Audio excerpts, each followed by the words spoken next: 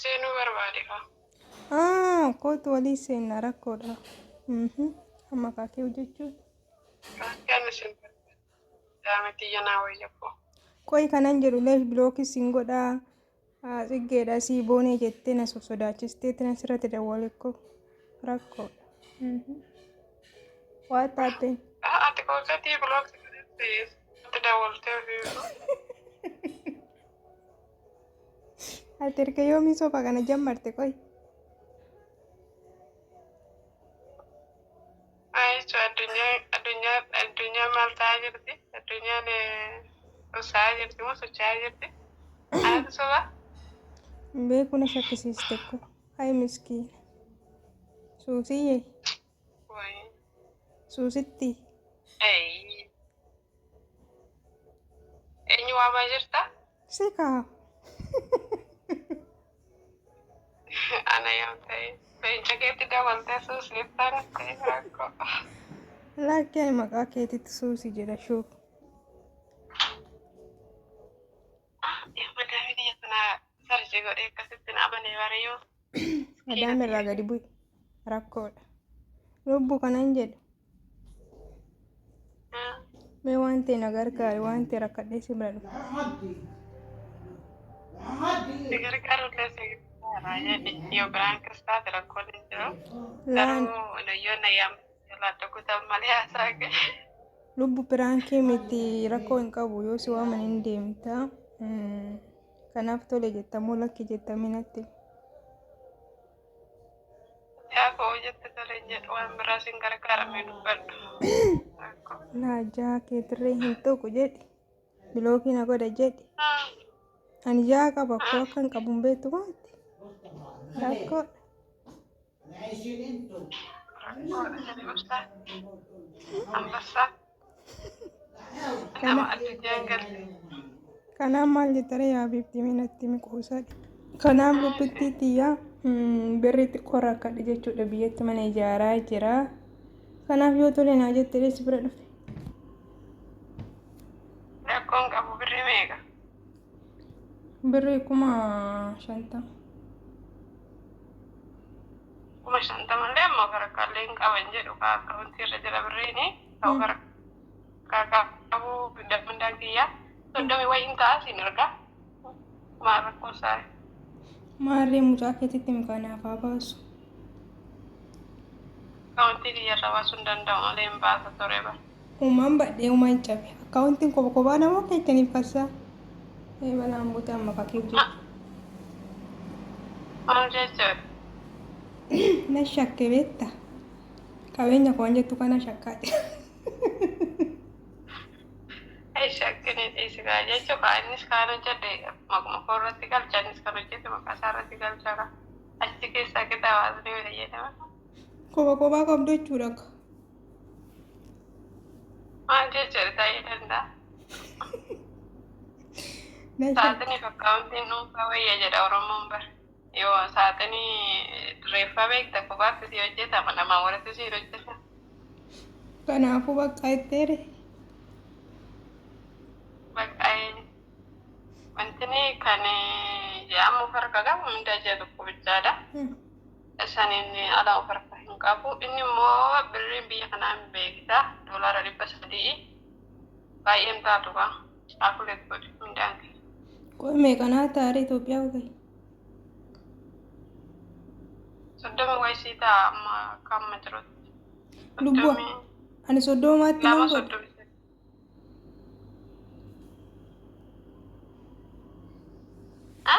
Ani 30 gurareen 50 barbaade siin jedha meeqa tanqatemee ilaali. Argaa keeti yaa bumee nama qabu immoo naa gaafadhu wayii mucaa kee naa gaafadhu. Inni maal biyya keessa taa'e keessa taa'e ati diasporaan jedha. Irraa osoo osoo qabaatee yommuu si gaafatan ta'u. Hin qaalladdamu dhugaa jetta. Ani dhugaa koo sitti haasaa jira koo.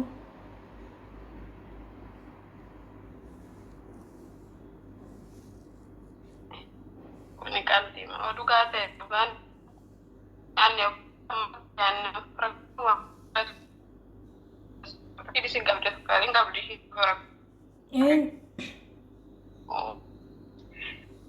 biyyatti jirti inni dabarsa kan ishiisa rakkoon jiru. Shinaa guuteen haa kanni ta'a. Inna shirraa anjee tokko shirra si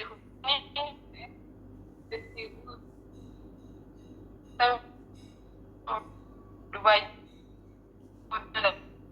shirra si fuudhan ta'a. Tole bareedduuti dhugaa guddaanaaf galata. Yoomitti na argitaree dubbu.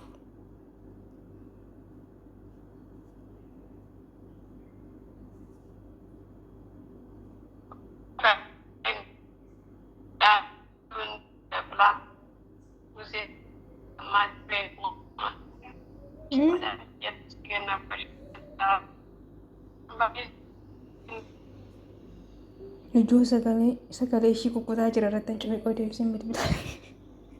Sagalee ishii baay'ee kokkotaa jira rakkoo. Siifan kenna naan jette miskiin. Soofii qalanii ishii dhaalaatanii siif guuta naan jettee itti qo'atti deebisee itti dawwalu. Amma kaakee jechuun kana kooriyaa dhugaa jechuun siif galtee deebisee irratti dawwala.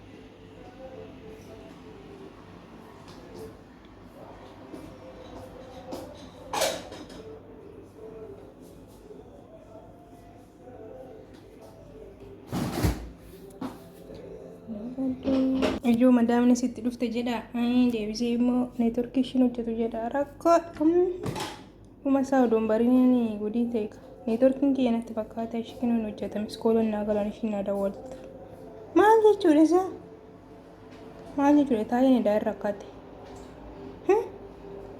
neetworkii ishiitii garuu siif kenna birri abshirii leencatoo naa jettee jirti. Beekture madaamin tunis yeroo sagalee nama dhageetti xiqqoo ishii naaffaa qabdi natti fakkaate. Habiibti jettee waamte. Kanaaf kan deebitu yoo ta'e walumaan laallaa yoo nuti maraatti barri cabsitee magaan boote natti. Nasiinaa isaa ishiin barii maratti qaxaqqatti dhufte iddoo namatti haa toluutu. Akkasiidha yaa uummata qashtii yaa uummata jaalala yaa uummata fikirii. Obseen yoo deebitee yoo deebuu baatte immoo madaamishii waamtee jirti birrii siif kennanaan jettee waadaanaaf seentee jirti qoosan akkanaa hin jiru jechuudha. Birri xiyyaarraa fudhachuudhaaf qophiidha akkaawuntii qopheeffachaa jira akkaawuntiin ergaa manni kiyya dhaabbatee afaaree rakkoo akkasiidha. Warra laakiin kun laakii godha obsee tanarra jajjabeessaame haadha jaalalaatiin banattee jirti. Mee dhaqaate haadha jaalalaa tana laakii sheerii sabskiraayii godhaa fi dhugaa. Ishii dammaraa jira jedha achumaananii addaan kutee dhufee ishirratti dawwale.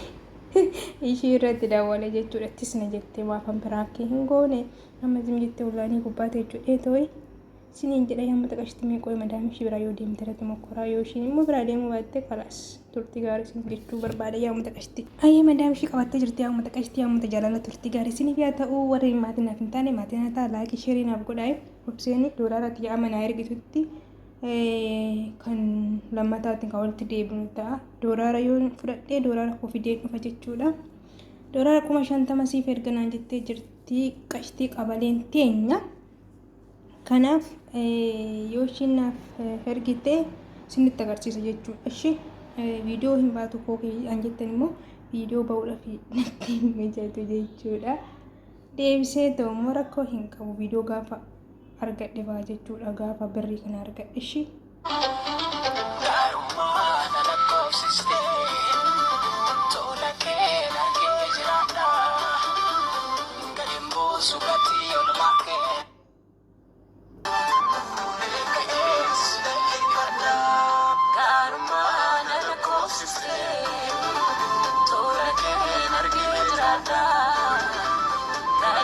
Surati